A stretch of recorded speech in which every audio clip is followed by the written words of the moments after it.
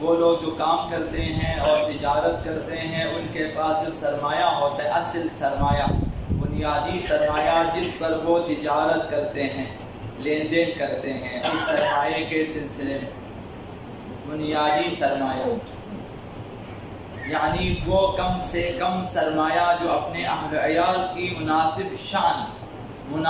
شان زندگی کے لیے ضروری ہے کہ اتنا سرمایہ ہو تاکہ وہ تجارت کریں، تاکہ اس کی زندگی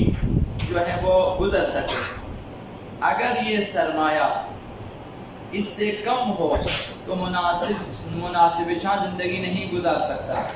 صرف اتنا سرمایہ اس کے پاس ہے کہ اس سے اہل و عیال کی زندگی گزر جاتی ہے، اس سے کم نہیں کر سکتا وہ اصل بنیادی سرمایہ۔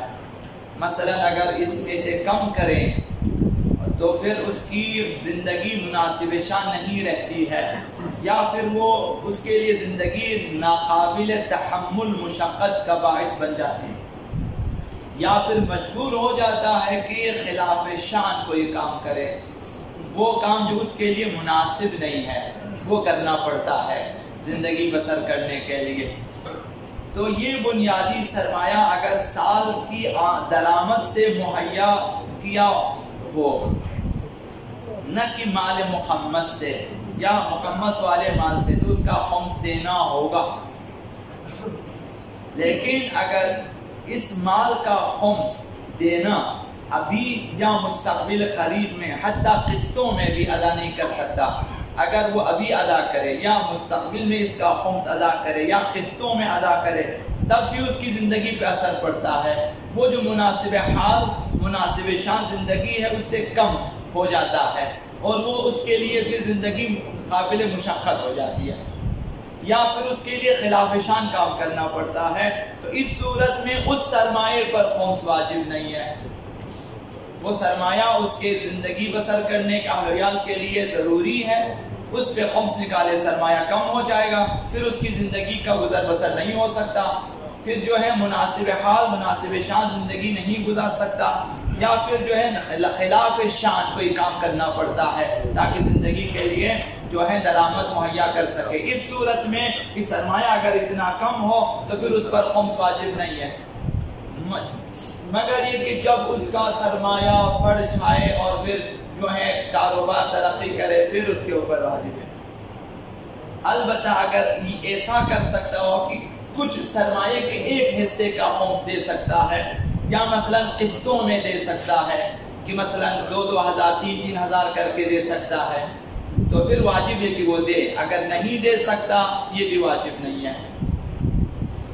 ایک حدیث مبارکہ آپ کی خدمت میں عرض کرنی ہے، وہ یہ اس بارے میں ہے کہ امام تمام خمس و زکوٰۃ امام لے لیتا ہے، اور پھر امام کی طرف سے مستحقین تک یہ اس کی تقسیم ہوتی ہے، تو خود امام اس کا محتاج نہیں ہے۔ حدیث مبارکہ میں مثلا آپ نے مطالعہ کیا ہوگا یا آپ پڑھیں گے کہ حدیث میں یہ لفظ آیا ہوگا، اگر کسی نے سمجھا کہ امام محتاج ہے تو وہ کافر ہے۔ امام محتاج نہیں ہے، لیکن ہمیں پاک کرنے کے لیے ائمہ معصومین خمس لے لیتے ہیں ہم سے، ہمیں پاک کرنا۔ تو اس سلسلے میں عبداللہ بکیر روایت کرتا ہے کہ میں نے آقا امام صلی اللہ علیہ وسلم سے سنا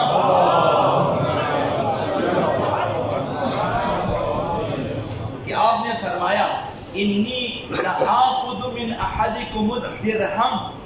میں تم میں سے کسی سے اگر درہم و دینار لے لیتا ہوں بعنوان خمس، بعنوان زکوٰۃ دے لیتا ہوں، وَإِنِّي لَمِنْ أَكْثَرِ أَهْلِ الْمَدِينَةِ مَالًا، جبکہ اہل مدینہ میں ان میں شامل ہوں جن کے پاس مال زیادہ ہے، یعنی خود میرے پاس سرمایہ زیادہ ہے پھر بھی میں تم سے پیسہ لیتا ہوں،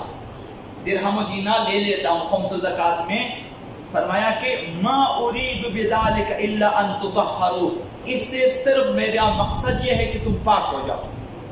تمہیں پاک کرنے کے لیے لے لیتا ہوں۔ امام کو ان چیزوں کی ضرورت نہیں ہے کہ امام اپنے لیے لے لیں اور پھر خرچ اپنی زندگی کے لیے ایسا نہیں ہے،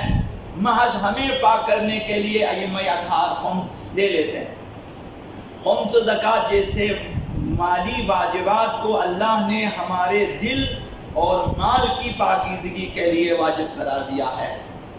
تاکہ مومنین سرپرستی اور کنجوسی جیسی برائیوں سے پاک ہو جائے، بخل جیسی برائی سے پاک ہو جائے، اور خدا پرستی اور سخاوت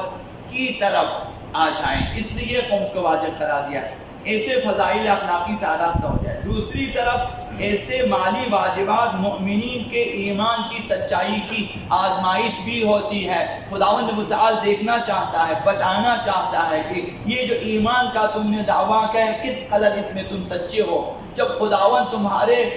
بچت اموال میں سے 20% اگر خداوند مانگ لیتا ہے، یہ دیکھنا ہوتا دیتا ہی نہیں دیتا۔